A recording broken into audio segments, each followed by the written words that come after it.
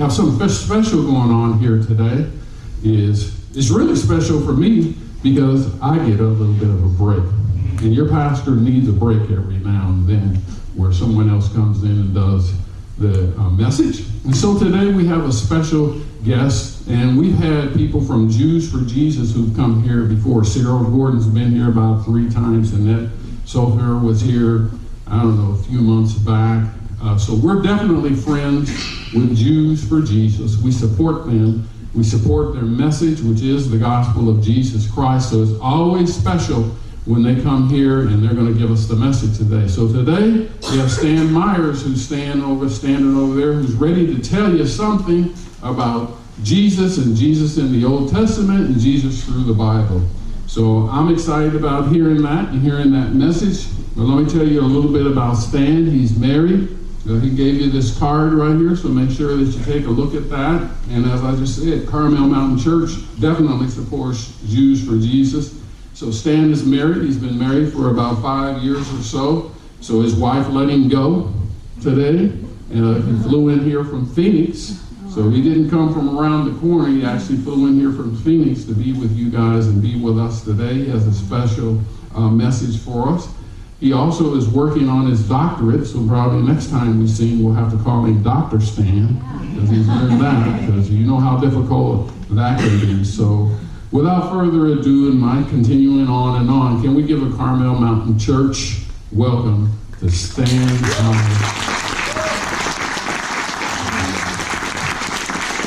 Well, shalom.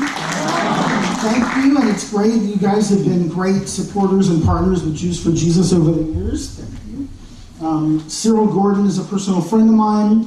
Annette Sofer, who some of you have seen as the godmother of my daughter Carrie, whose picture you've seen up there. And so we're excited. If there were more Christians like you who cared about Jews coming to believe in Jesus, there would be more Jews like me who love Jesus.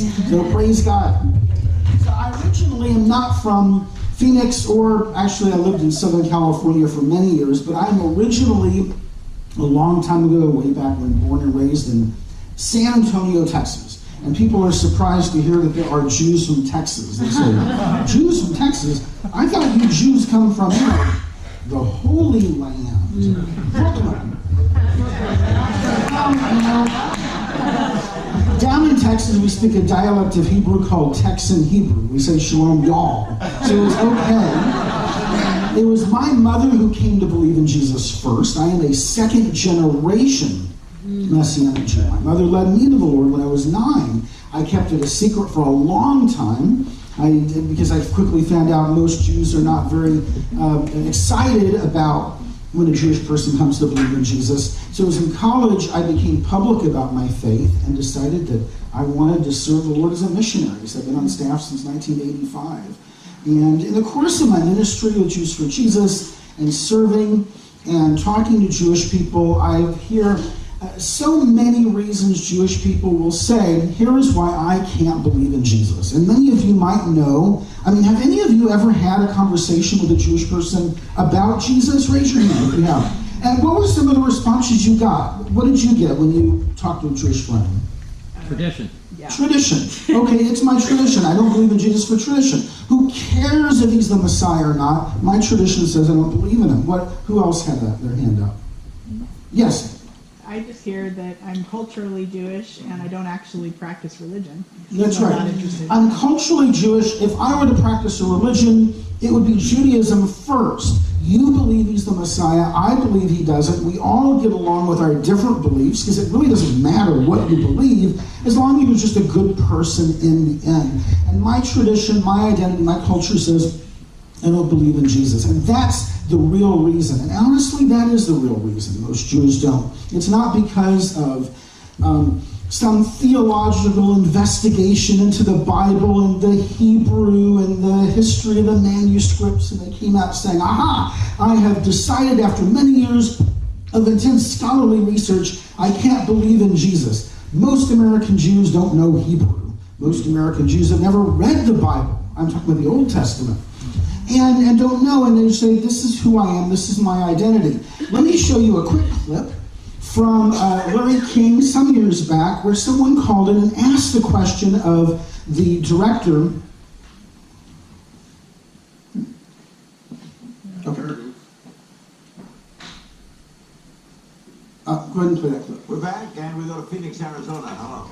Hi there. Hi. I would like to ask the rabbis, since we're talking about Christ as the Messiah, what are the qualifications they are looking for in the Messiah, and why hasn't Jesus filled those qualifications? Hi. Well, the reason that Jesus is not accepted as the Messiah by the Jewish people is that Jesus is viewed as divine. The Jews do not believe in any other divine being except God himself. Don't you believe the Messiah is coming? Yes, but the Messiah that we believe is coming could be somebody that flunks mathematics in university. He is not infallible, not divine, and would be a student or a disciple of Moses, who by far would be considered greater than the Messiah. How do you know he hasn't come? Well, because the world is still in turmoil. We're told that when the Messiah comes, we will all live in peace and tolerance. And since we know that hasn't happened, we know for sure that the Messiah has not come. Okay, so the world is still in turmoil. We're not supposed to pray to a man. That would be breaking the first commandment. This is the director of the Museum of Tolerance in Los Angeles. Anybody ever been to the Museum of Tolerance in LA? This is Rabbi Hyde, a fine man, a wonderful scholar, has a big heart, loved by the Jewish community, but he expresses the religious sentiment. We can't believe Jesus is the Messiah. He would be breaking the first commandment. He didn't bring the peace the Messiah was supposed to bring. So for a religious Jew, they've been told this is the tradition. And so for us, talking to Jewish people, we realize that for many Jewish people, it is a sin to believe in Jesus. They believe that they're turning their backs on their tradition. They're breaking the first commandment. They're following something foreign that was never Jewish. And so we have to overcome that when we try to explain why believe in Jesus. But is it only Jewish people who are challenging the idea that Jesus is the Messiah? Sadly, no. Of all things, from my own hometown in San Antonio, a popular, nationally acclaimed evangelical who loves Israel and gathers Christians and rabbis together to show his national support with his giant organization of supporting Israel, has declared, this Christian lover of the Jews and of Israel, an evangelical, Jesus is not the Messiah of the Old Testament. In my book, Defense of Israel, I will scripturally prove that Jewish people did not reject Jesus as Messiah because Jesus didn't come to be the Messiah. How sad that it's not just my Jewish people, and it's not just liberal Christians who don't believe in the infallibility of the Bible, but even some well-meaning and highly acclaimed evangelicals are starting to announce maybe Jesus is not the Jewish Messiah. So we have to ask this question. We have to ask, did Jesus say he was the Messiah? Did he come to be the Messiah? Is he the Messiah in the Jewish scriptures, that is, the Old Testament? If he's not, nobody should believe in him. Mm-hmm. Not Christians, not Jews, not anybody should believe that Jesus is the Messiah. If he is, everyone should believe in him, including my Jewish people. So let's look at what Jesus said himself in the book of Luke chapter 24, as he was teaching the disciples after the resurrection, then he said to them, "These are my words which I spoke to you while I was still with you, that everything that was written about me in the law of Moses, the prophets, and the Psalms must be fulfilled." And he opened their minds to understand the scriptures and said to them, "Thus it is written, the Messiah, the Christ, should suffer, on the third day rise from the dead, and repentance and forgiveness of sins be proclaimed in his name to all nations, beginning in Jerusalem." So we have this question. is Jesus the Messiah or not? And he pointed to 3 partitions of the Old Testament. This is important. Don't miss this, okay? He called it the Law, the Prophets, and the Psalms. That, by the way, is the traditional division Jewish people make of the Old Testament. Jews don't call it the Old Testament. I hope you know that. It's not particularly endearing to tell a Jewish person their Bible is the Old Testament. That just smarts of kind of bias. And so it was the Jewish Bible. It's divided into the Law, the Torah, the Prophets, the Hebrew word is Nevi'im, and the writings, which begins with the Psalms, Kovim, T-N-K, from which we get the acrostic Tanakh, T-N-K, Tanakh. Now I want all of you to say that simple Hebrew word. Ready? Tanakh. That's what Jewish people call our Jewish scriptures, the Tanakh. And that's how they refer to it. And Jesus used that terminology to say, these Jewish scriptures, they spoke of me. I'm in that book. Now, that raises this question. Okay? What are the options? Number 1, Jesus was mistaken. Okay? He didn't understand. He misread the Jewish scriptures, in which case we have to ask, what about all the other teachings that he claimed? Can we trust anything else? He said, or number 2, he was misleading. There actually was a book in the 60s that came out about that called Schoenfeld wrote the book. A book that Jesus was deliberately misleading the people for his political ends. Or number 3, he was misquoted.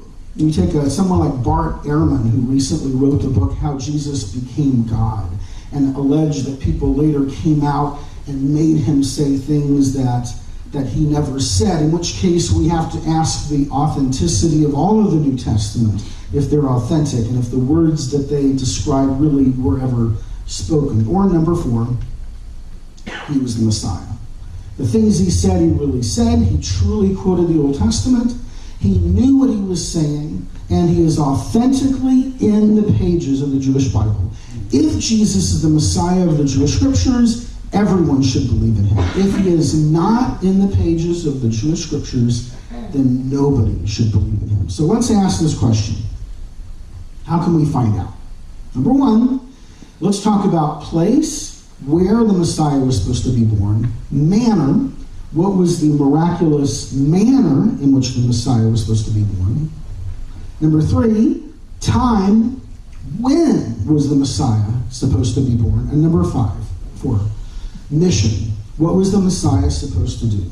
So I want to look at these 4 things this morning. Place, manner, time, and mission. According to the Jewish Bible, where was the Messiah supposed to be born? What was the miraculous manner? When, and what was his mission? So let's look at this. Number 1, where? We turn to Micah chapter 5, verse 2, and in Micah chapter 5, verse 2, we see this prophecy. But you, O Bethlehem Ephratah, who are too little to be among the clans of Judah, from you shall go forth from me one who is to be ruler in Israel, whose comings forth is from old, from ancient times. And he shall stand and shepherd his flock in the strength of the Lord, and the majesty of the Lord, the name of the Lord is God, and they shall dwell secure, for now he shall be great to the ends of the earth. So here we have a prophecy of a king who is to come, whose reign will be to the ends of the earth. Well, if you know anything about the Bible, you know that no king of David has ever had a kingdom that went to the ends of the earth. So this hasn't happened yet, right? Okay, so we're talking about some event yet to come in the future. Now, as you see from the picture here, all of this took place when the kingdom of Assyria was encroaching on Judea. The kingdom of Judah was this little kingdom around Jerusalem, much smaller than what we have for Israel today. The great Assyrian Empire was moving down, encroaching, and the Jewish people were scared, fearful that they would come and take the Jews off into captivity, which the Assyrians never did. Okay, it was the Babylonians later.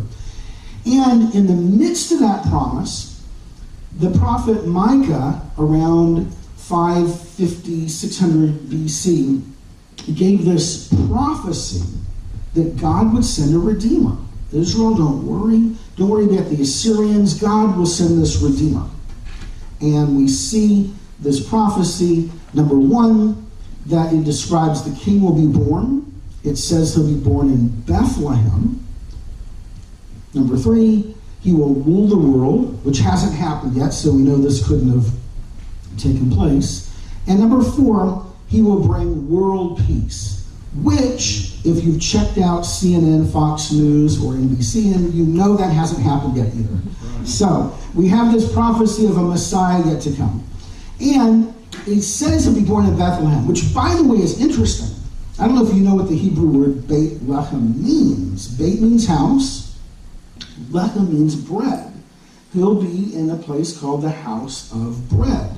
How interesting that the bread of life would be born in a city called House of Bread. Isn't that amazing that Jesus the Messiah? And we see that it says his goings forth is from, it says, ancient days, Mikedem, days of eternity. Wow! That should blow your mind for a second if you think about that. He'll be born, but his origins are eternity. Now, I don't know about you, but I believe the Bible is really clear.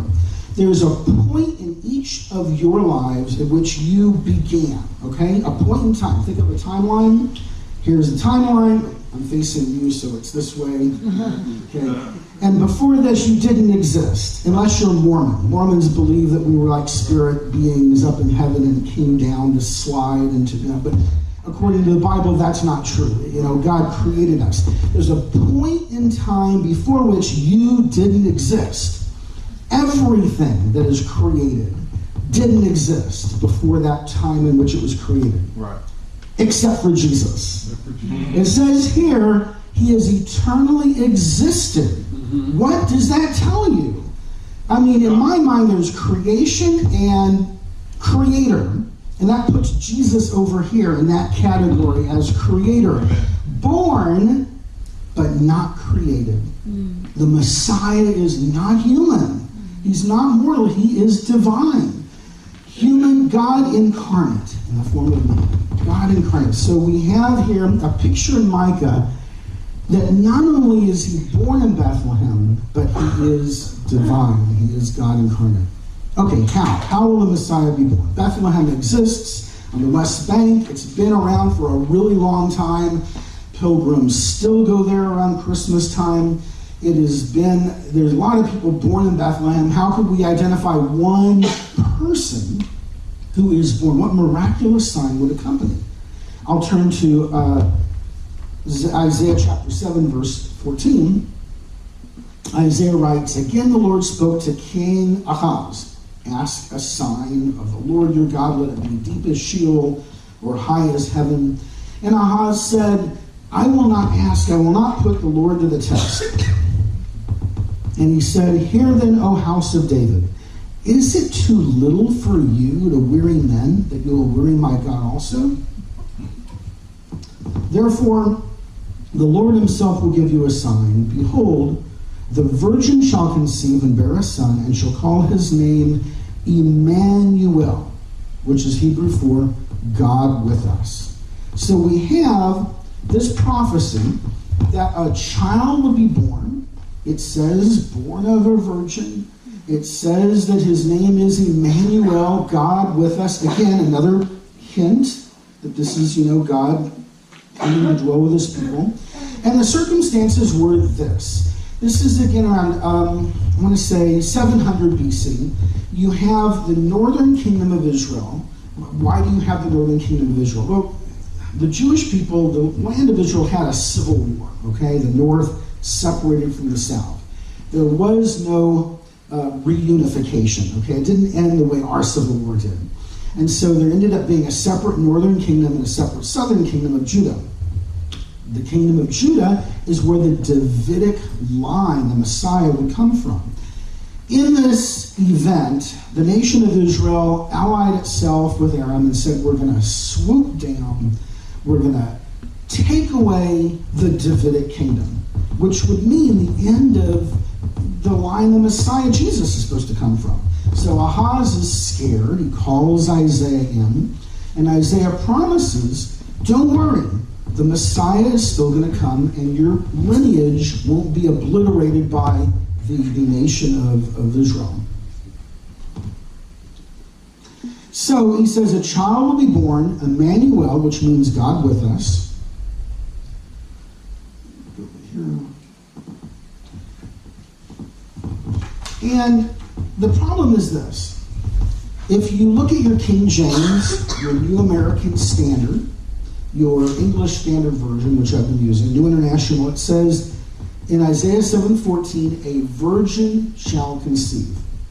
However, if you look at your Catholic Douay version, Jewish translations in the Bible, the Revised Standard Version, it says a young woman will conceive. And therein lies the critics. If you take an Old Testament course at, say, San Diego State, University of California, San Diego, UCLA, a number of other schools, and you take it and study this, they'll tell you it never prophesied of a virgin. It says young woman, not virgin. Aha, the critics say. You Christians have read Jesus into our Old Testament.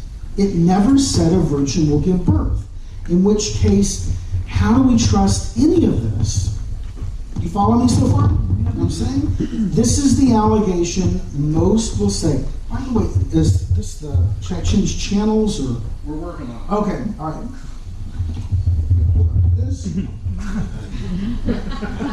This is the criticism that we Christians have faced for a really long time. We have painted Jesus into the pages of the Old Testament because Matthew totally mistranslated the Old Testament, which proves he didn't even know the Jewish Scriptures. How can you claim Jesus is the Messiah?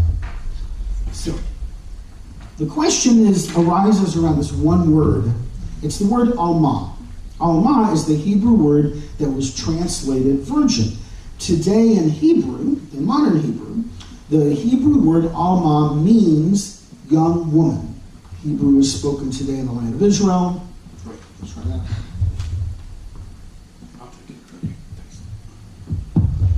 Hebrew is spoken today in modern Israel. If you use the word Alma, it means young woman. Most Israelis who read this passage would not see a virgin birth in there, to which we say, how can we say that Isaiah ever prophesied of a virgin birth? Is that really prophetic?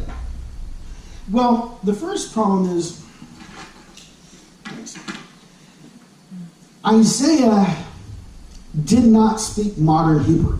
Okay, this is 700 BC. Okay, this is 2,700 years ago. Hebrew has changed. Guess what? English has changed. English is very different today than it was even just 500 years ago. Did any of y'all ever study Beowulf in English? Did you have a problem reading Beowulf in English? Listen to Beowulf in the original, not Old English, okay, not Old English, Middle English, what came right before modern English. Go ahead and play the clip.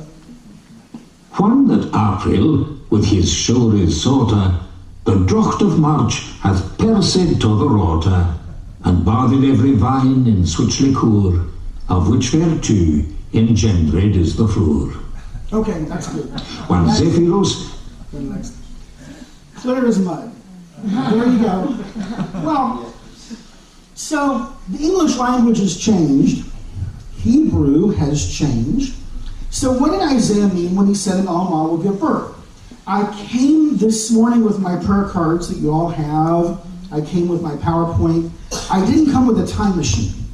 I can't zap Isaiah onto the platform and take my mic and interview him and say, Isaiah, please tell me, what was it like? What did it mean to you when Ahaz said, and if he did, you know, he would speak Hebrew, and how many of us would even understand what he said? Okay, so that wouldn't go very far. However, 200 BC, there were some sages and scribes gathered together in Alexandria, Egypt, who translated the Old Testament into Greek.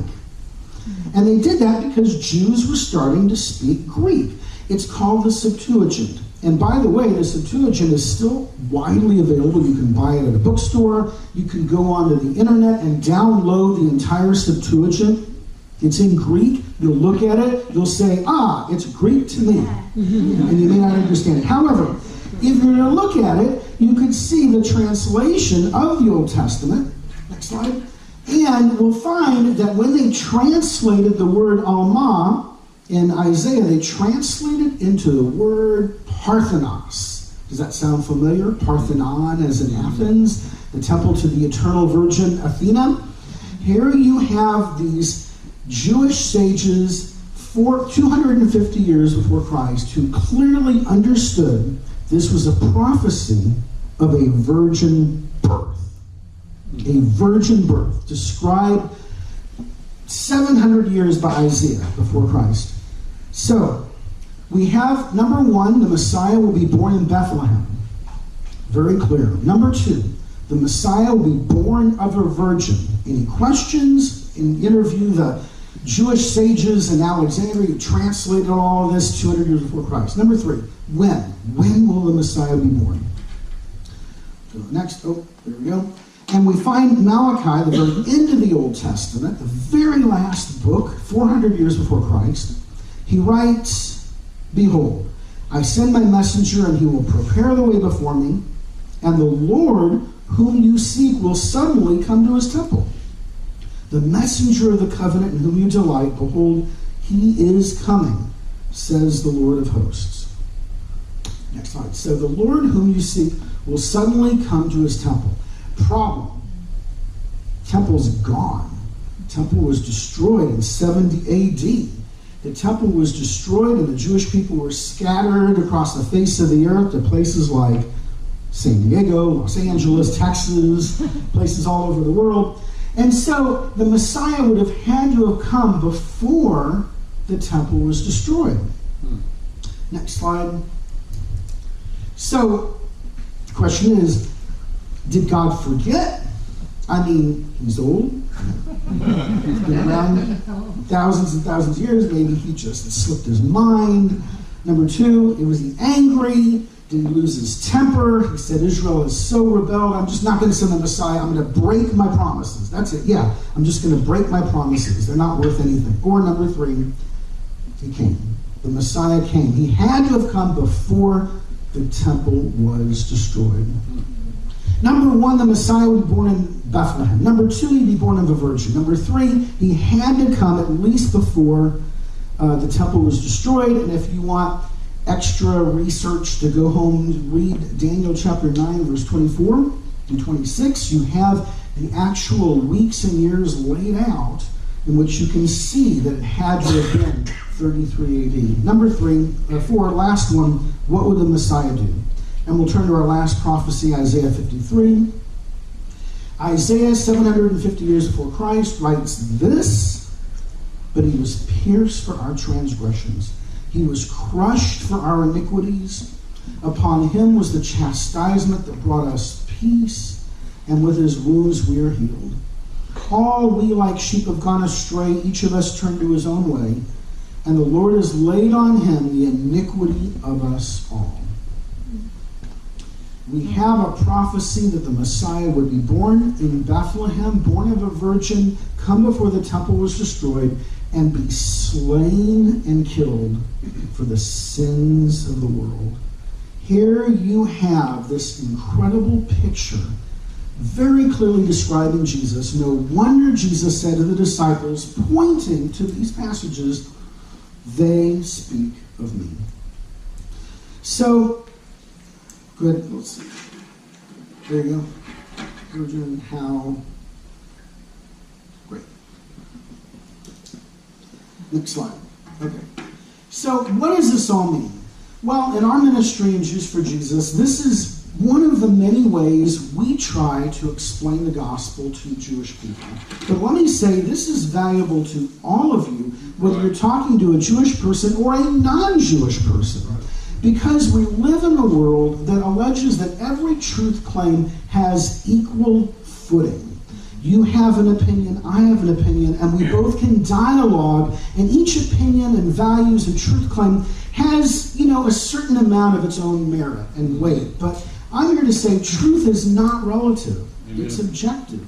Either it's true or it's not. Mm-hmm. Either Jesus is the Messiah or he's not. And our beliefs and our faith are based in truth claims that you can verify. Whether you're talking to someone from a background of Asian background from the Far East or a Jewish person right here in your backyard in San Diego, we have to say our faith is based in real, objective truth. And that's what it means to each one of us as we go back and talk with our families and coworkers and friends and people that God brings into our life.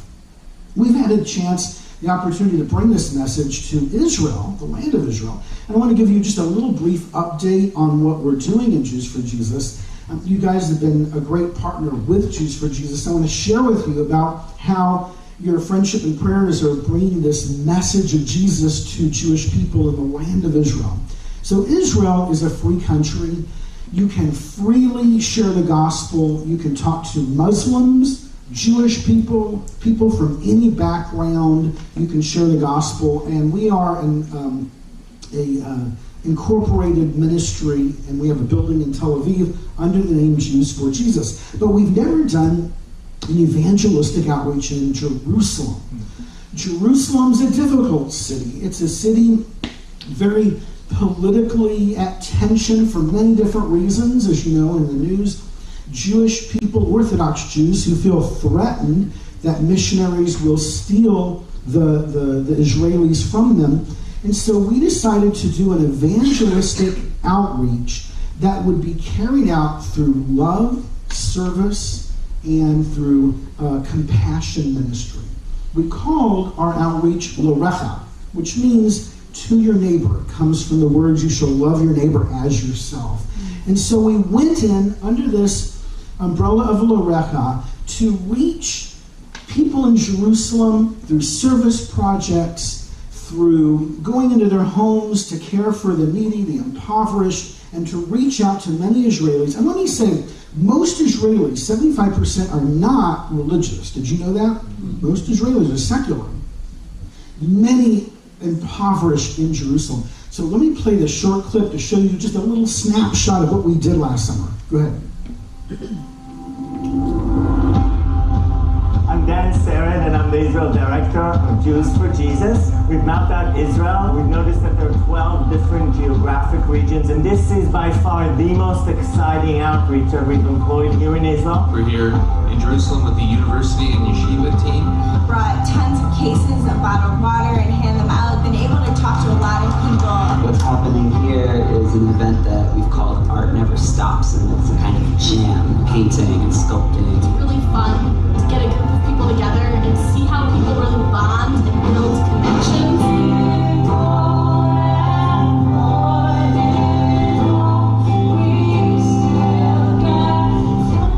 We have been in the muck and mire of this little river, just cleaning out trash.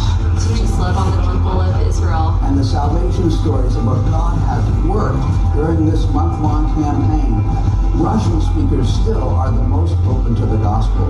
We're going to take you in and see a house we've been working on. It's a woman who's working as a prostitute, and as part of our team to reach out to the homeless, drug addicted, and prostitutes. We're just fixing up her home to share the love of Christ. We're reaching out to Orthodox women, and we're reaching into a community that for many years and in many ways has been unreached with the gospel. What does Mashiach do then? If we all sin, we need help. Mashiach, you're praying for it, is the same one that Christians are praying for return. How could we really impact a larger percent of the population? So we began to pray together and toss around ideas and do some design thinking. A bunch of guys teams and girls teams are competing. Never would have thought it'd happen this fast. Selling some of our handmade items and talk about who we are and things like that. Looking for opportunities to engage a community. We're hoping to see these kinds of stories of change all across the city.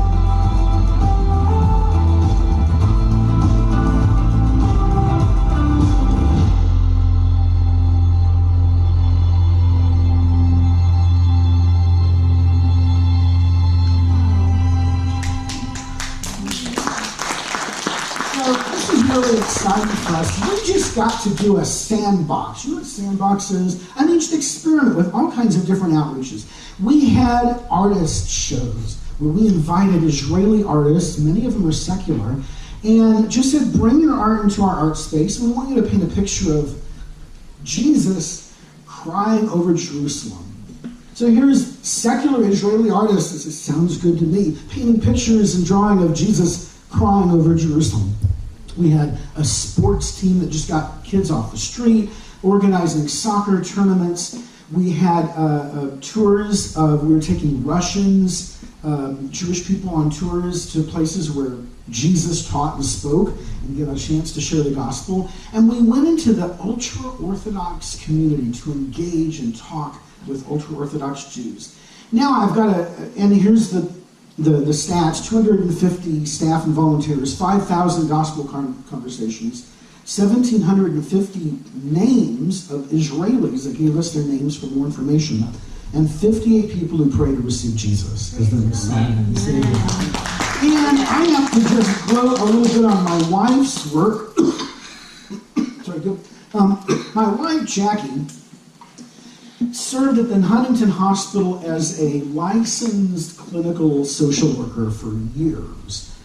She worked among needy people with emotional and psychiatric problems. And as a social worker, if any of you ever worked in the clinical field, you know you cannot share your faith. Not in California, that's for sure. You can't open the Bible. You can't share the gospel. You can't even share your own testimony, much less pray with somebody. And so she was frustrated as a Jewish believer in Jesus who cared about reaching people for Christ, didn't know what to do. We got married 5 years ago, and she announced she wanted to be a missionary with Jews for Jesus. She made a good salary at the Huntington Hospital. Jackie, we just got married. Can you wait? She said, no, God's called me to be a missionary. So she came on staff with Jews for Jesus. And I thought that was the end of her career. And then we had this outreach to drug addicts, alcoholics, prostitutes, and homeless, the DAF team. And she went in there because this is who she's worked with for most of her career as a social worker, was addicts and drug addicts and people with traumatic backgrounds. And she came out to Israel and for a month worked in this team training our missionaries to do this stuff. They liked it so much they flew her back in February, and since then she has been training and mentoring our Jews for Jesus missionaries in how to reach this needy population. So I am so excited for Jackie and her work. There she is in Jerusalem with a Russian lady and one of our colleagues, Igor, who worked with them. And so it's been very exciting to see Jackie and her training and what she's doing. For a short time, she's just been on staff, and the second career, she's been able to reach needy people. Thank you. Thanks. I got to mention Phoenix. We've been in Phoenix for 3 years. There's 85,000 Jewish people in Phoenix. It's the 5th fastest growing city in the U.S. Lots of Jewish people moving to Phoenix. Arizona State University has 83,000 students. It's the largest public university in the country. And we minister on that campus too. And and I got to mention one Jewish person that I minister to, and it is not his mastiff to his right. This is David. David, when I met with him from a Jewish background, agnostic, secular, not religious, never read the Bible, studied philosophy in the university. First time I met with him, he said, I don't think I can believe the Bible or any of this stuff. Second time I met with him, he came with this notebook, a pad of paper. I said, David, why do you have the pad of paper? He says, because, I'll be honest, in my 80s, I don't have much more time to live. I've been to church, I've heard the gospel. I want to write down everything you say because I want to find out if Jesus is the Messiah, and I need to pray to receive him to go to heaven. Amen. So I continue to meet with David. He's come out to hear me when I speak in the Phoenix area. A couple of times he's come out. And so I want you to pray for David. I want to put a face in front of you of one of the many Jewish people we talk to so that you can pray for him and for the work we do in Phoenix. Next slide. So I want you to pray There's my family, Jackie, my daughter Carrie, who doesn't look anything like us. She's in China. You pray for her and me. A couple of things you can pray for. Pray for David and some of the Jewish people that we minister to. Pray for Jackie's ministry as she ministers to those on the team that I described and is training us to reach addicts, drug addicts, alcoholics, and helping with our Israel group, our Israel work. Pray for our ministry in Phoenix. And you have a prayer card, I think, that you got when you came in. If you didn't, they're on the table as you leave. And if you want to give a gift, there's going to be baskets in the back. And if you give a donation, as missionaries, we're supported by churches like y'all. This will go to our ongoing work, but we would just appreciate your prayers.